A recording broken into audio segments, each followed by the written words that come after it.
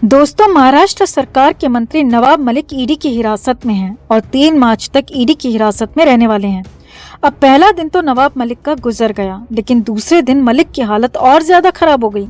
हालात ये थे कि लॉकअप की दूसरी रात कयामत की रात बनकर आई। खुद वकील ने नवाब मलिक की नींद उड़ा दी, हाल खराब कर दिए, क्योंकि साफ साफ कह दिया कि अब तो बचना लगभग नामुमकिन है। तो क्या हुआ नवाब मलिक के साथ लॉकअप में दूसरे दिन? क्यों बुरी तरह से घबरा गए और भड़क गए नवाब मलिक, और वकील ने क्या क्या कहा, सब कुछ आपको बताते हैं। आप भी वीडियो को लाइक और शेयर कर अपना प्यार और सपोर्ट दिखाएं और नवाब मलिक को लेकर, नवाब मलिक की हालत को लेकर कमेंट में अपनी बात, अपनी राय जरूर रखें और चैनल के साथ जुड़कर चैनल को सब्सक्राइब कर हमारी आवाज बने। तो नवाब मलिक को गिरफ्तार करने के बाद ईडी ने कोर्ट से रिमांड मांगी। हालांकि रिमांड 14 दिन की मांगी थी, लेकिन 14 तो नहीं पर 8 दिन की रिमांड जरूर मिल गई, जिसके बाद नवाब मलिक को मुंबई में ही ईडी ऑफिस के लॉकअप में रखा गया। अब पहली रात की कहानी हमने आपको पहले ही बताई थी कि कैसे नवाब मलिक की हालत खराब हुई थी। नवाब मलिक ने पहली रात खाना तक नहीं खाया और पूरी तरह से नहीं झुकने के अंदाज में खड़े डटे रहे।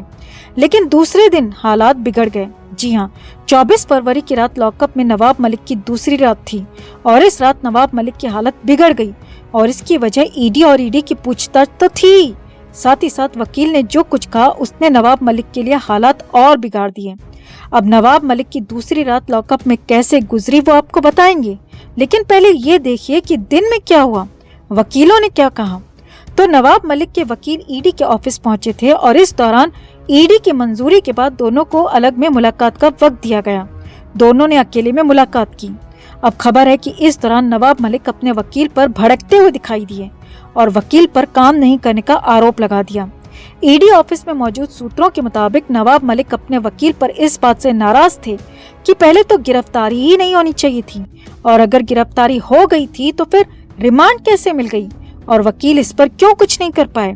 सूत्रों के मुताबिक नवाब मलिक के वकील ने साफ शब्दों में कह दिया कि अभी ईडी का पलड़ा भारी है और फिलहाल वो यानी कि वकील कुछ भी नहीं कर सकते।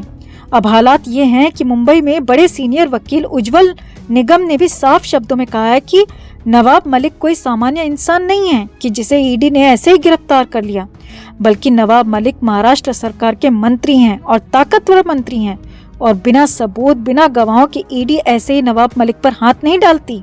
उज्जवल निगम के मुताबिक ईडी के पास पुख्ता और बड़े सबूतों के साथ कन्फर्म गवाह भी हैं और इसीलिए पहले नवाब मलिक को गिरफ्तार किया गया। और यही नहीं, ऐसे हाई प्रोफाइल मामलों में जब रिमांड मांगी जाती है तो भी कोर्ट के सामने सबूत और गवाह रखने होते हैं।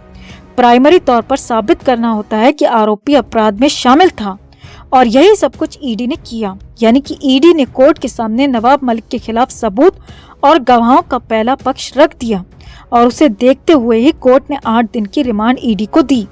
यानी कि नवाब मलिक के लिए आगे मुश्किलें कम होने के बजाय बढ़ने वाली हैं दोस्तों। और यही बात नवाब मलिक के वकील ने भी मंत्री जी को समझाई, मगर मंत्री नवाब मलिक मानने को तैयार नहीं थे। अपने वकील पर ही बुरी तरह से झल्ला गए। ईडी सूत्रों के मुताबिक करीब आधे घंटे तक दोनों की मुलाकात हुई और इसके बाद वकील सिर झुकाए वहां से बाहर निकले तो नवाब मलिक बेहद गुस्से में दिखे, क्योंकि वकील कुछ नहीं कर पा रहे थे और कुछ कर पाने में खुद को बेबस भी बता रहे थे। यानी कि वकीलों ने हाथ खड़े कर दिए और नवाब मलिक इस बात से परेशान हो गए, नाराज हो गए। अब इसके बाद 24 फरवरी को दिन भर नवाब मलिक से पूछताछ हुई। नवाब मलिक के डी से कनेक्शन को लेकर, डी के लोगों की संपत्ति खरीदने को लेकर और 300 करोड़ की संपत्ति को 55 लाख में खरीदने को जो आरोप लगा है उसे लेकर भी सवाल जवाब हुए। लेकिन पूछताछ में नवाब मलिक ने कुछ भी नहीं बताया। जी हाँ, नवाब मलिक ने किसी भी सवाल का सीधा जवाब नहीं दिया और साफ साफ कहा कि उन्होंने कुछ भी गलत नहीं किया है, उन्हें सिर्फ फंसाया जा रहा है और ईडी किसी और के इशारे पर काम कर रही है। बार बार वही सवाल होते रहे, बार बार पूछताछ होती रही और बार बार नवाब मलिक भी यही बातें दोहराते रहे और दिन भर यही कहानी चलती रही। इसके बाद देर शाम करीब 7 बजे पूछताछ का सिलसिला खत्म हुआ।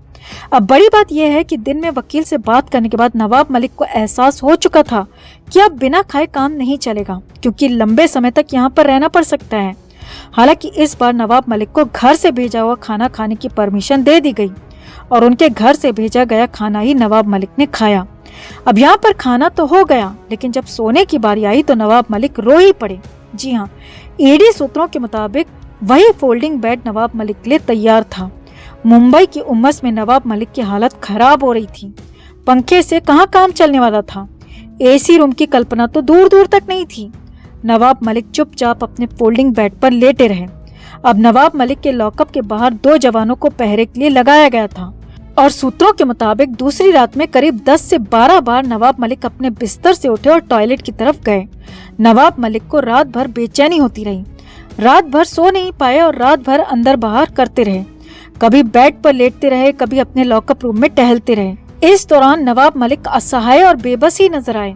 हालात ये थी कि रात काटे नहीं कट रही थी। हर घंटा 1 साल जैसा लग रहा था और कयामत की रात के जैसा दर्द नवाब मलिक महसूस कर रहे होंगे, क्योंकि उनके लिए तो यही कयामत जैसा था कि महाराष्ट्र सरकार में दमदार कदावर मंत्री होने के बाद भी ईडी ने गिरफ्तार कर लिया और एक छोटे से लॉकअप रूम में रहने को मजबूर कर दिया, वो भी बिना सुविधाओं के। खुद नवाब मलिक का वकील हाथ खड़े कर चुका था। फिलहाल बचने की संभावना बेहद कम दिख रही है। हालात तो ये हैं कि नवाब मलिक ने अगर पूछताछ में कोऑपरेट नहीं किया, अगर पूछताछ में वो सब कुछ नहीं बताया जो वो जानते हैं, तो आगे रिमांड और बढ़ाई जा सकती है और फिर तो लंबे समय के लिए जेल भी हो सकती है, क्योंकि खुद वकील उज्जवल निगम कह चुके हैं कि ईडी के पास पुख्ता बड़े सबूतों के साथ कंफर्म गवाह भी हैं। लिहाजा अब नवाब मलिक के हालात बेहद खराब होते जा रहे हैं, हालात बिगड़ते जा रहे हैं। तो कुल मिलाकर ईडी के लॉकअप में नवाब मलिक बुरे हाल में हैं। समीर वानखेड़े और उनके चाहने वाले इसे ऊपर वाले का इंसाफ बता रहे हैं। तो वहीं नवाब मलिक के लोगों का कहना है कि ये सब कुछ बीजेपी के इशारे पर हो रहा है। महाराष्ट्र सरकार तो सीधे सीधे केंद्र सरकार पर आरोप लगा रही है। तो आपका इस पर क्या मानना है दोस्तों? क्या नवाब मलिक का बचना नामुमकिन है या फिर ये सिर्फ चुनावों की खातिर हो रहा है? आपको क्या लगता है? कमेंट में आप भी अपनी बात, अपनी राय जरूर रखें और वीडियो को लाइक और शेयर कर अपना प्यार और सपोर्ट भी जरूर दिखाएं। बॉलीवुड के डिस्को सिंगर बप्पी लाहिरी अब हमारे बीच नहीं रहे। बप्पी दा के अंतिम दर्शन करने विद्या बालन, कुमार शानू, शान, मीका सिंह, राकेश रोशन, अनुराधा पौडवाल, शक्ति कपूर से लेकर अभिजीत भट्टाचार्य समेत तमाम सितारे उनके अंतिम दर्शन करने पहुंचे थे। इस बीच अनुपमा फेम एक्ट्रेस रूपाली गांगुली भी बप्पी दा के अंतिम दर्शन करने पहुंची थी। उनका सोशल मीडिया पर वीडियो सामने आया है जिसमें वो काफी बेचैन और दुखी नजर आ रही हैं। गुरुवार को रूपाली गांगुली बप्पी दा के अंतिम दर्शन करने पहुंची। रूपाली गांगुली तेजी से कार से उतरकर भागती नजर आ रही हैं। वीडियो को देख अंदाजा लगाया जा सकता है कि बप्पी दा के निधन से वो किस कदर सदमे में हैं। इससे पहले रूपाली गांगुली ने सोशल मीडिया पर पोस्ट शेयर करते हुए दुख जाहिर किया था। उन्होंने बप्पी दा संग अपनी तस्वीर शेयर करते हुए उन्हें याद किया था और बताया था कि वो और उनका परिवार बप्पी दा के कितना करीबी था। रूपा गांगुली ने लिखा, the legend, the king of music और मेरे काका, मेरी आपके साथ बहुत सारी यादें हैं। मेरा बचपन आपके घर गुजरा है। मेरे पापा और आपने एक एग्रीमेंट किया था और इसके तहत कई एवरग्रीन फिल्में और गाने बनाए। आपकी ढेर सारी रिकॉर्डिंग्स, ढेर सारी बातें, प्यार और गर्मजोशी हमेशा याद रहे।